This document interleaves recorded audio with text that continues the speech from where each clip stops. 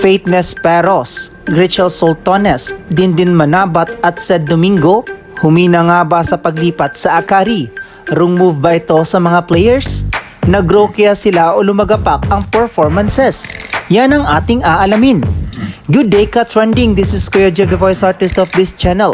Pero bago natin yung pag-usapan ay huwag mong kalimutan mag-subscribe and click the notification bell para maging updated ka sa latest Pilipinas valuable trends. Hindi nga maiwasan ng iba na madismaya sa performance na nagawa ng Akari sa laban nito kontra sa PLDT high-speed hitters kung saan ay kinarne nga lang sila ng kupunan. Ni isa nga sa mga players ng Akari ay di man lang nakapagtala ng double digits performance at ang nakakagulat pa rito ay halos main gunner ng kupunan dati ay walang nagawang maayos na performances sa Akari. Isa nga dito si Faith Nesperos na marami nga ang humanga sa kanya nung nasa Ateneo pa lang ito. Mapa front row at back row ay gumagawa nga ito ng damage sa kanyang kalaban.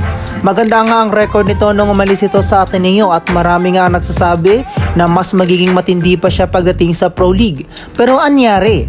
Ngayon ay mukhang baguhan pa ito sa Pro League at kahit babad ito sa laro ay tanging 1 point lang ang naibahagi nito sa kanyang kupunan. Next natin ay si Dindin Manabat. Well, si Dindin Santiago Manabat nga ang naging takbuhan at scoring machine dati sa Cheritigo. Same as Faith Nesperos, lagi itong nakapag-double digits para buhatin ng kanyang kupunan. Once nga ay naging unstoppable din itong si Dindin at marami nga naging awards ang nauwi nito sa kanyang karera sa volleyball. Pero ngayon ay tila naging di maganda ang kanyang performances dahil sunod-sunod na nga ito nakapagtala ng single digits para sa Akari. At latest point nga ito laban sa PLDT ay 9 points lamang. Next naman natin ay si Grichel Soltones. Marami nga ang nag-aabang na pwedeng damage na may bigay ni Soltones sa paglipat nito sa Akari. Siya nga ang naging pag-asa ng team nung nabalitang lilipat ito sa kupunan ng Power Chargers. Lahat nga ng expectation sa kanya ay nawala dahil sa performances na ipinakita nito sa laban.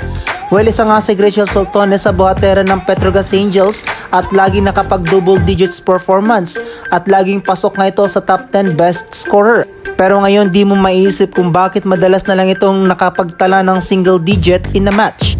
Nakapagtala nga lang si Soltones ng 8 points in 1 game. At ang huli natin ay ang mas pinaghinayang ng mga fans na si Sed Domingo. Si Sedi nga ay di nababangko sa CCS at nababangko lamang ito pag may sakit itong nararamdaman. Siya nga ang isa sa naging threat sa lahat ng team dati when she was on Creamline. Naipalabas nga ni Gia Morado ang kanyang skills in middle position at naging unstoppable nga ito sa kanyang mga A-quick attacks at maraming ang naiuwing awards sa pagiging middle blocker at nagiging MVP middle blocker pa ito sa nakaraang season sa PVL. Lahat nga ng mga players na nabanggit natin ay isa sa naging katakutan noon sa kanilang PVL stint at naging scoring machine sa kanilang kupunan. Way back pa na hindi sila naging Akari players. Sila nga ang main gunner ng kanilang past teams, ngunit bakit kaya nagbago o binago ang kanilang laro? Marami nga sa atin na nagsasabi na sinayang lang ng Akari ang talento ng kanilang mga players. Hindi nga naging suitable para sa players ang sistema na ibinigay sa kanila ng kanilang coaching staff.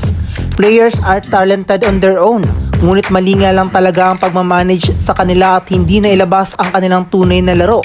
At imbes na mag-excel ay mukhang bumaba pa ang kanilang kalidad sa paglalaro. Mga ka-trending, sa tingin mo bang naging useless lang ang kanilang paglipat sa Akari? Nasayang ba ang kanilang magagandang image sa volleyball? Ano sa tingin nyo? Comment down below! So that's it for this video ka-trending. Do not forget to subscribe and click the notification bell para maging updated ka sa latest ganap ng volleyball sa Pinas. Thanks for watching and bye for now!